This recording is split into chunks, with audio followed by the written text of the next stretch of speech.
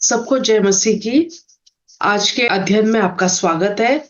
आज हम उत्पत्ति 12 टू 24 हमारे पूर्वज अब्राहम की कहानी पर अध्ययन करेंगे।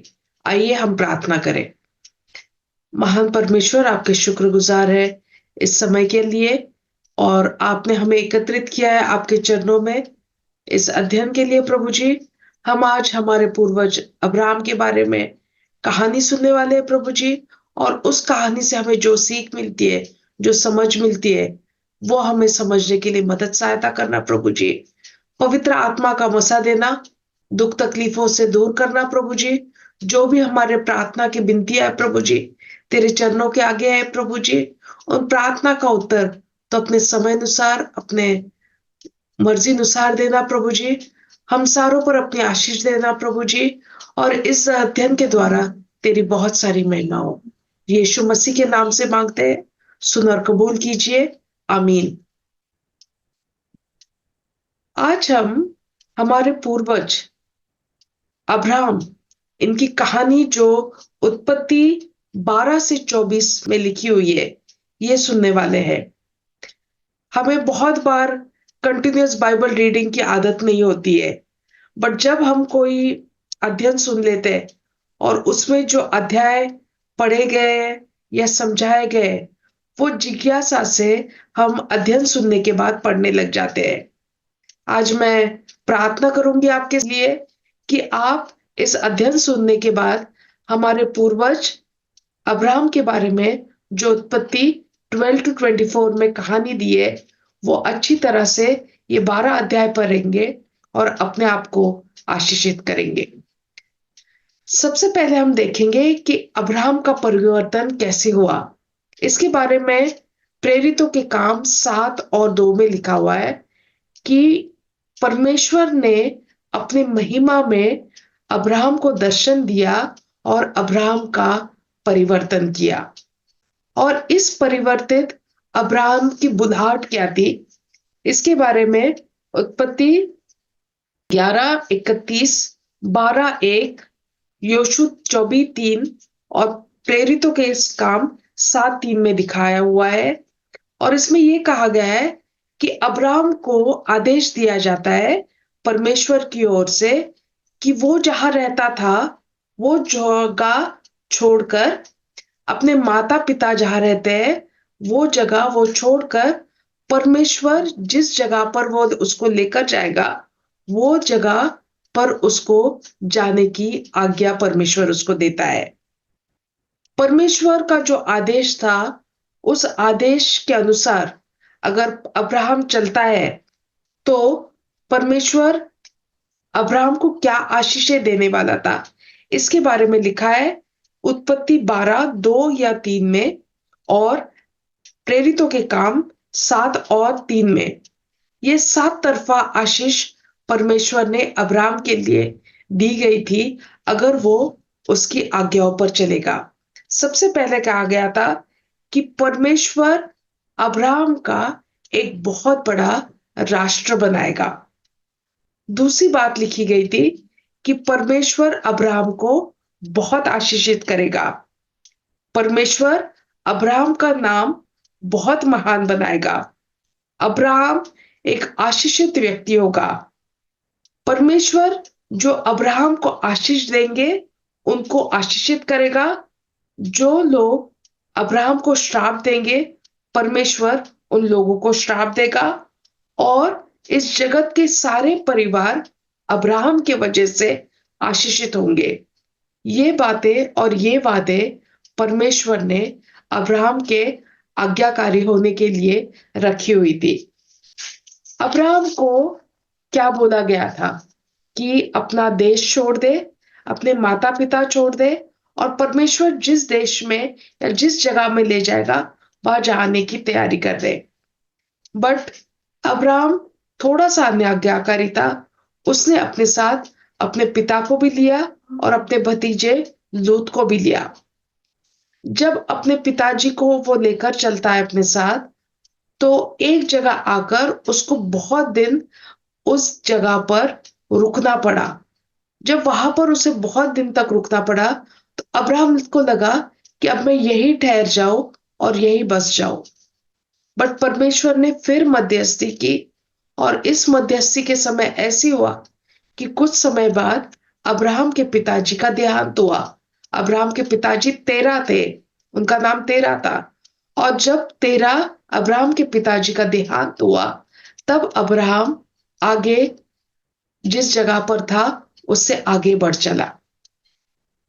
अब्राहम अब आगे की कहानी में उत्पत्ति 12 से 24 में जब आप सिलक पढ़ते रहेंगे, तब आप देखेंगे कि अब्राहम जो परमेश्वर ने वादा किया था उस जगह पर पहुंच जाता है। परमेश्वर फिर अब्राहम को दर्शन देता है और वो पूरी जगह दिखाता है जहां पर से अब्राहम के लिए उसने जिस जगह का वादा किया था वो जगह पूरी तरह दिखाता है। और परमेश्वर और एक बात इस वक्त बोलता है कि मैं तेरे वंशजों को, अब्राहम को वंशजों को भी यही जगह का वादा देता हूं।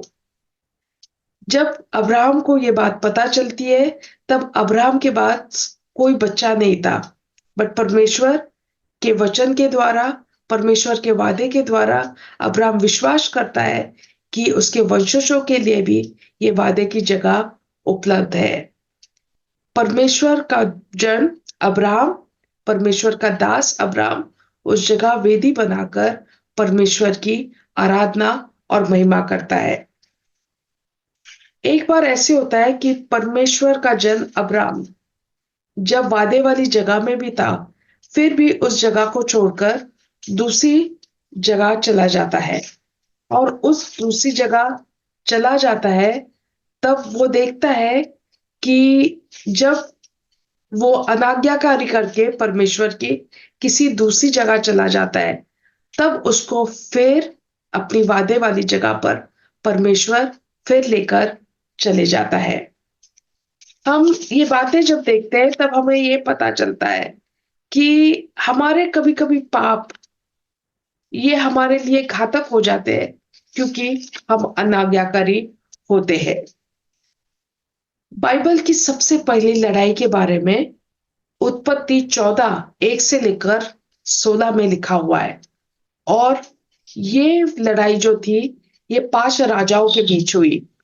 और 5 राजा और 3 उनके विद्रोही राजा, उनके बीच ये लड़ाई हुई। और उस वक्त जो था, लूत अब्राहम का भतीजा, वो एक अन्य जगह पर चला गया था अब्राहम को छोड़कर। जब वो अन्य जगह की चुनाव कर कर अब्राहम को छोड़कर चला गया था, तब वो उस जगह पर जाने के बाद कोई भी परमेश्वर के गुण या उसकी तरह पहरावा या उसकी तरह सीख कुछ भी दर्शा नहीं रहा था कि वो जिंदा परमेश्वर का जन है। जब वो देखता है परमेश्वर कि इस तरह ये युद्ध होना है, तब हम देखते हैं कि परमेश्वर का जन अब्राहम अपने सेना को लेकर तैनात होकर वहां पर लड़ने के लिए चला जाता है। जब एक रात में सरप्राइज अटैक करता है अब्राहम और बहुत ज्यादा युद्ध करता है, उसके बाद ये सारे राजा जो विरोधी थे और उसके साथ थे, उनके साथ अब्राहम जीत जाता है। जब अब्राहम सबसे पहली लड़ाई जो उत्पत्ति 14 में लिखी हुई है, वहां जीत हासिल करता है। जब अब्राहम वापस अपने वादे वाले देश में जा रहा था, तब वो मेल्किसेदेक राजा से मिलता है। मेल्किसेदेक राजा तो था, वो एक याजक भी था, एक पुरोहित भी था। और मेल्किसेदेक राजा वो अब्राहम के लिए रोटी और दाखरस भी लेकर आता है। इस वक्त हमें एक बात समझनी चाहिए कि भविष्यवक्ता कौन होता है, राजा कौन होता है और पुरोहित कौन होता है। बाइबल के अनुसार भविष्यवक्ता वो होता है जो परमेश्वर की बातें मनुष्य तक पहुंचाता है। जो पुरोहित होता है वो मनुष्य को परमेश्वर के आगे प्रस्तुत होने में मदद करता है, और जो राजा होता है वो परमेश्वर के अधीन होता है, पर वो मनुष्य पर रूल करता है या मनुष्य के ऊपर राज करता है। मैं फिर से बताऊंगी, जो भविष्यवक्ता होता है वो परमेश्वर के आगे मनुष्य को प्रस्तुत करता है। जो याजक होता है या पुरोहित होता है वो मनुष्य को परमेश्वर के आगे प्रस्तुत करता है। भविष्यवक्ता जो है वो परमेश्वर की बातें मनुष्य तक प्रकट करता है, और जो राजा होता है वो परमेश्वर के अधीन होता है और वो मनुष्य पर राज करता है। जब अब्राहम मेल्कीजेदेक राजा से मिलता है तब अब्राहम उसको हर एक इसका 10वां हिस्सा, हर एक लूट का 10वां हिस्सा वो मेल्कीजेदेक राजा को भेंट करता है। अब्राहम जब अपने परमेश्वर के साथ वाचा बांधता है तब परमेश्वर फिर अब्राहम को दर्शन देता है और अब्राहम को बोलता है कि तू डर मत, क्योंकि मैं तेरी ढाल हूं और मैं तुझे बहुत पुरस्कृत करने वाला हूं। क्योंकि जब अब्राहम इस तरह की लड़ाइयां लड़ने लग गया तो उसके खिलाफ बहुत शक्तिशाली शत्रु तैयार हो गए थे, क्योंकि वो ये लड़ाइयां परमेश्वर की मदद से जीत रहा था। जब अब्राहम इन सारी जीतों के बाद परमेश्वर के साथ बातचीत करता है तब अब्राहम फिर परमेश्वर को याद दिलाता है कि उसके पास कोई संतान नहीं है, और वो परमेश्वर को पूछता है क्या वो एलिएजर नामक उसके सेवक को अपना पुत्र बनाकर उसको अपनी सारी चीजों का हिस्सेदारी दे सकता है क्या। पर परमेश्वर ने इस विनती को नकारा और उससे कहा कि विश्वास रख, परमेश्वर यकीनन उसको एक समय पर नियुक्ति होती है जिस पर परमेश्वर यकीनन अब्राहम को वंश देगा, उसको पुत्र देगा। अब्राहम जब इन सारी बातों में परमेश्वर के साथ बढ़ रहा था तब अब्राहम का नाम अब्राहम से अब्राहम से अब्राहम बन जाता है। अब्राहम का मतलब है कि एक पिता जो बहुत बड़े वंश का पिता है, और परमेश्वर साराई का नाम, उसकी जो पत्नी थी उसका साराई नाम से सारा नाम रखता है, जिसका मतलब है एक प्रिंसेस या एक राजकुमारी। इस सारा इस वर्ड का मीनिंग है। जब परमेश्वर वापस अब्राहम को यकीन दिलाता है, वादा करता है कि उसको जरूर वंश होगा, तब अब्राहम खुशी के मारे में खुशी के मारे से हंसने लग जाता है कि सचमुच मेरा कोई अपना वंश होना है, जो परमेश्वर का मुझसे पक्का वादा है। जब अब्राहम एक समय था कि अब्राहम के पास दो स्वर्गदूत आते हैं, और ये दो स्वर्गदूतों का आने की वजह थी कि वो आकर वो समय बताते हैं जिस वक्त सारा उसकी पत्नी को पुत्र की आशीष होनी है। जब सारा ये बातें सुनती है पीछे खड़े रहकर, तब वो हंस पड़ती है। परमेश्वर अब्राहम को बोलता है कि तेरी पत्नी विश्वास नहीं कर रही है और हंस रही है, और वो इस हंसी के लिए अब्राहम अपनी पत्नी को झिड़कता भी है। तब परमेश्वर जब इनकी ये जो बातें हो रही है तब परमेश्वर के वो महान शब्द हमें याद आते हैं कि कोई बात, दुनिया की कोई भी बात या इस जगत में कोई बात परमेश्वर के लिए कठिन है। हम सोचते हैं कि बहुत सारी बातें कठिन है, बट परमेश्वर के लिए मेरे भाइयों और बहनों कोई भी बात कठिन नहीं है। जब ये बातें ये दो स्वर्गदूत बताकर अब्राहम को चले जाते हैं, वो आगे अपने एक खास मिशन पर जाते, एक खास सेवकाई पर जाते, और वो सेवकाई एक शहर के लिए होती है जो पाप से भरी एक शहर था। उसके खिलाफ एक मिशन के लिए या पाप से भरे शहर के लिए एक काम के लिए उनको काम सुपुर्द किया जाता है।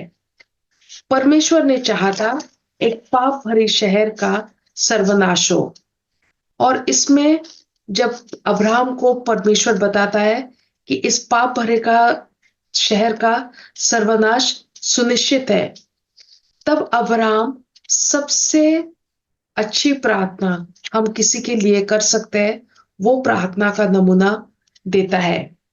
वो कहता है कि अगर इस पाप भरे शहर में 50 धर्मी लोग या सही तरह से जीने वाले लोग होंगे, तो परमेश्वर क्या इस शहर को बख्श देगा?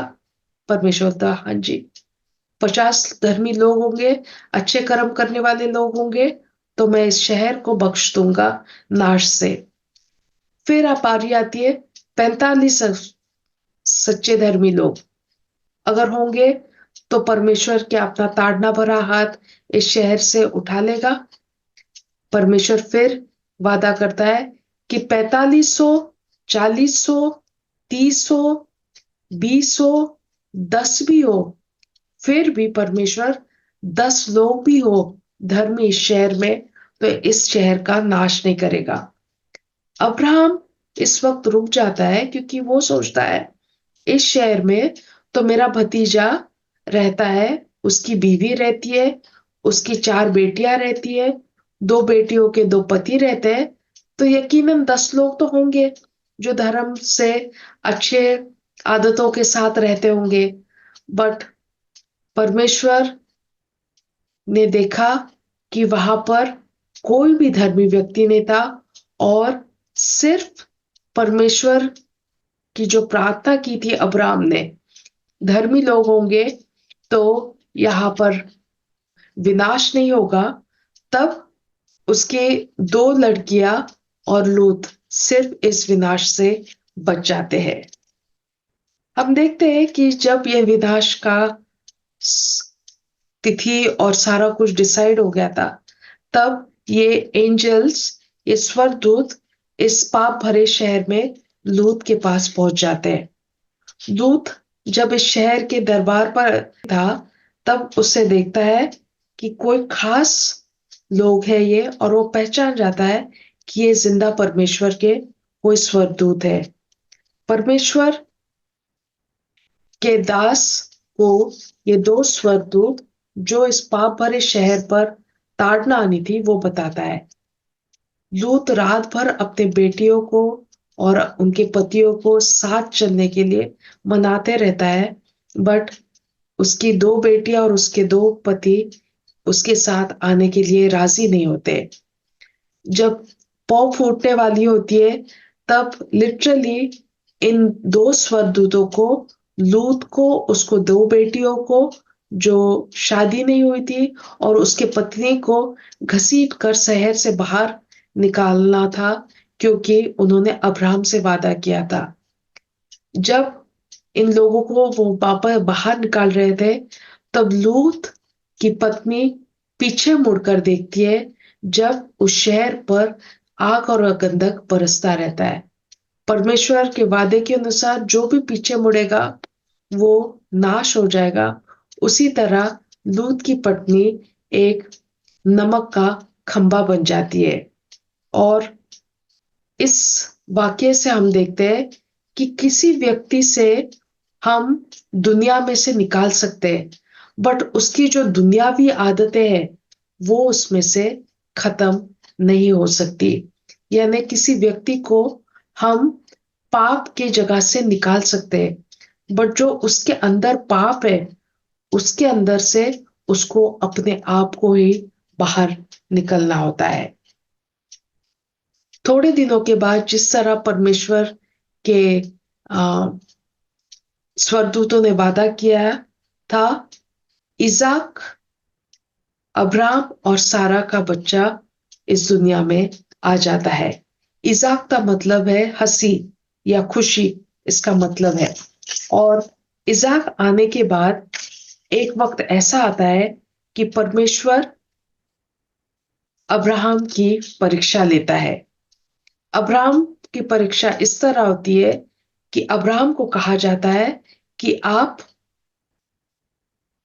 अपने बेटे को एक जगह लेकर जाइए और वहां पर उसका अर्पण परमेश्वर के लिए कर दीजिए। जब ये बातें हो रही थी, तब अब्राहम को पता चल गया कि अब्राहम के इकलौते एक बेटे को परमेश्वर ने उसके लिए अर्पण करने के लिए कहा हुआ है। जब इज़ाक और वो उस पर्वत पर जा रहे थे जहां पर अर्पण होना था इज़ाक का, तब इज़ाक पूछता है कि हमारे पास लकड़ी भी है और जलाने के लिए आग भी है, बट अर्पण के लिए बलि कहाँ पर है? तब अब्राहम का मन टूटा हुआ होते हुए भी वह कहता है कि परमेश्वर अपने आप बलि के लिए इंतजाम करेगा। और जब ये पहाड़ के ऊपर पहुंच जाते हैं, तब अब्राहम अपने बेटे को बांध लेता है और वो एक खंजर उठाता है कि वो अपने बेटे को मार डाले। तभी, उसके पहले कि वो अपने बेटे का कोई नुकसान कर सकता है, परमेश्वर अब्राहम को झाड़ियों में बलि के लिए एक मेमना दिखाता है और वो इज़ाक की जगह पर उस मेमने का अर्पण होता है। इसका मतलब परमेश्वर ने बहुत कठिन परीक्षा ली थी अब्राहम को, बहुत यत्न के साथ, बहुत तकलीफ के साथ, बहुत इंतजार के बाद एक बच्चे का वंश का आनंद मिला था और उसी वंश की अर्पण की परीक्षा परमेश्वर ने ली थी। अब्राहम का जब बच्चा का थोड़ा बड़ा हो जाता है, तब सारा उसकी पत्नी की मौत हो जाती है और सारा को एक गुफा में दफनाया जाता है। अब्राहम फिर उसके बाद अपने सेवक एलिएज़र को कहता है कि वो एक पत्नी का इंतजाम करे अपने बेटे इसहाक के लिए।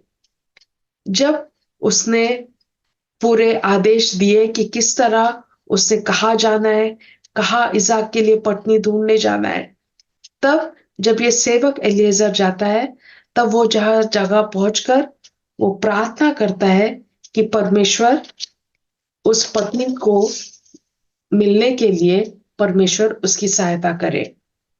जब परमेश्वर कहता है कि वो पत्नी जो होगी, वो, इस सेवक सोचता है कि परमेश्वर ऐसा करेगा कि जब वो इस पत्नी से मिलेगा, तब वो उसके लिए भी पानी का इंतजाम करेगी और उसके ऊँटों के लिए भी पानी का इंतजाम करेगी।